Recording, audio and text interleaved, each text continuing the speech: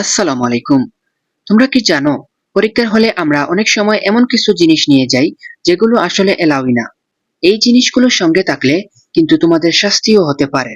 যেমন, আমরা অনেকেই হার্ড বুট নিয়ে যাই, কিন্তু এটা এলাও না। আবার অনেক ধরনের স্কেল ব্যবহার করি, কিন্তু টিন বা স্টিলের স্কেল এলাও না। মানে আমরা অনেক সময় না জেনেই এমন সব জিনিস নিয়ে যাই যেগুলো ঝামেলার কারণ হতে পারে। আজকের ভিডিওতে আমি তোমাদেরকে বলবো পরীক্ষার হলে কি কি নেওয়া যাবে আর কি কি নেওয়া যাবে না। প্রথমেই কথা বলি ফাইল নিয়ে। এই ফাইলটা দেখছো, এটা স্বচ্ছ ফাইল, মানে এক পাশ থেকে অন্য পাশ দেখা যায়। এই ফাইলটি তুমি পরীক্ষার হলে ব্যবহার করতে পারবা। কিন্তু যেসব কালারফুল বা অস্বচ্ছ ফাইল আছে, যেগুলোর এক পাশ থেকে অন্য পাশ দেখা যায় না, সেগুলো তোমরা ব্যবহার করতে পারবে না। সেগুলো ব্যবহার করা ঠিক না, কারণ শিক্ষক চাইলেই তোমার ফাইল চেক করতে পারে, এমনকি বাতিলও করতে পারে। অনেক সময় কিছু শিক্ষার্থী এসব ফাইলের ভেতরে অবৈধ কিছু রাখে, এই কারণেই এগুলো নিষিদ্ধ। তাই সবসময় চেষ্টা করবা স্বচ্ছ ফাইল ব্যবহার করার। এবার আসি হার্ডবোর্ডে। হার্ডবোর্ড নেওয়ার কোনো দরকারই নাই, বিশেষ করে বোর্ড পরীক্ষায়। কারণ বোর্ড পরীক্ষায় বড় উত্তরপত্র দেওয়া হয়, অর্থাৎ তোমরা যে খাতায় লিখবা সেটা অনেক বড় থাকে। হার্ডবোর্ড না থাকলেও এই খাতায় লিখতে কোনো সমস্যা হয় না, বরং হার্ডবোর্ড থাকলে আরো সময় নষ্ট হয়, বারবার কুলা লাগানো, এগুলো ঝামেলা। এখন সবচেয়ে গুরুত্বপূর্ণ, অ্যাডমিট কার্ড এবং রেজিস্ট্রেশন কার্ড। এই দুইটা জিনিস অবশ্যই সঙ্গে নিতে হবে। অবশ্যই মূল কপি নিবা, ফটোকপি না। আর লেমিনেশন না করাই ভালো। চেষ্টা করবা একটা আলাদা ছোট ফাইলের মধ্যে রেখে দিতে, যাতে কলমের কালি লেগে নষ্ট না হয়। এবার কথা বলি কলম নিয়ে। তোমাকে অবশ্যই ভালো মানের বল পয়েন্ট কলম ব্যবহার করতে হবে। জেল পেন বা খারাপ মানের কলম ব্যবহার করো না, কারণ খাতা অনেকদিন পর চেক করা হয়। খারাপ কালি হলে লেখা নষ্ট হয়ে যেতে পারে। অনেকেই আন্ডারলাইন বা হাইলাইট বা বিভিন্ন ধরনের চিহ্ন দেওয়ার জন্য কালার পেন খুঁজো।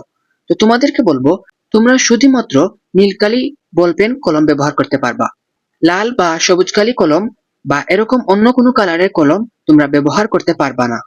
এবার স্কেল নিয়ে কথা বলি। তোমাদের সাথে প্লাস্টিকের স্কেল রাখা উচিত। একটা বড় এবং একটা ছোট স্কেল রাখা ভালো। স্টিল বা টিনের স্কেল ব্যবহার করা যাবে না। এর সাথে পেন্সিল, রাবার এবং কাটার অবশ্যই নিয়ে যাবে। এবার ক্যালকুলেটর নিয়ে কথা বলি। বোর্ড পরীক্ষায় নির্ধারিত কিছু ক্যালকুলেটর ব্যবহার করা যাবে, যেমন Casio FX 82 ms, Casio FX 100 ms, Casio FX 500 ms, Casio FX 991 ms, Casio FX 991EX, Casio FX 991ES এবং ES প্লাস এবং ক্যাসিও FX 991CW। এই 8টি ক্যালকুলেটর বোর্ড থেকে নির্ধারিত করা হয়েছে। এই ক্যালকুলেটরগুলো ব্যবহার করাই সবচেয়ে নিরাপদ। সাধারণ ক্যালকুলেটরও ব্যবহার করা যাবে। এবার ঘড়ি নিয়ে কথা বলি। তুমি শুধুমাত্র সাধারণ অ্যানালগ ঘড়ি ব্যবহার করতে পারো।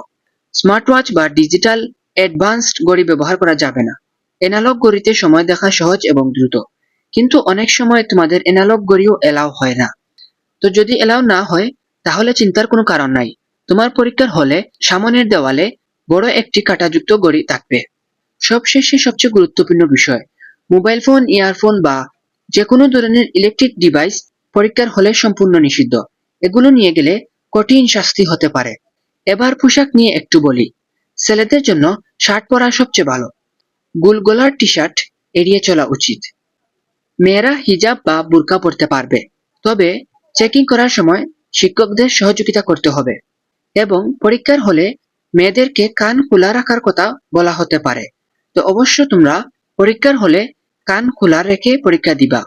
সবশেষে একটা কথা মনে রাখবা, পরীক্ষা শুধু তোমার জ্ঞান যাচাই করে না, তোমার শৃঙ্খলা আর প্রস্তুতিও যাচাই করে। তুমি যদি নিয়ম মেনে আত্মবিশ্বাস নিয়ে পরীক্ষার হলে ঢুকতে পারো, তাহলেই তুমি অন্যদের থেকে এক ধাপ এগিয়ে থাকবা। ভয় পাওয়ার কিছু নেই। তুমি যা পড়েছো সেটাই যথেষ্ট। শুধু নিজের ওপর ভরসা রাখো। ইনশাআল্লাহ তুমি ভালোই করবে। সবাই আত্মবিশ্বাস নিয়ে পরীক্ষা দাও আর নিজের বেস্টটা দেওয়ার চেষ্টা করো। সৃষ্টিকর্তা তোমাদের সবার মঙ্গল করুক। সবাই ভালো থাকো, সুস্থ থাকো। আল্লাহ হাফেজ সবাইকে।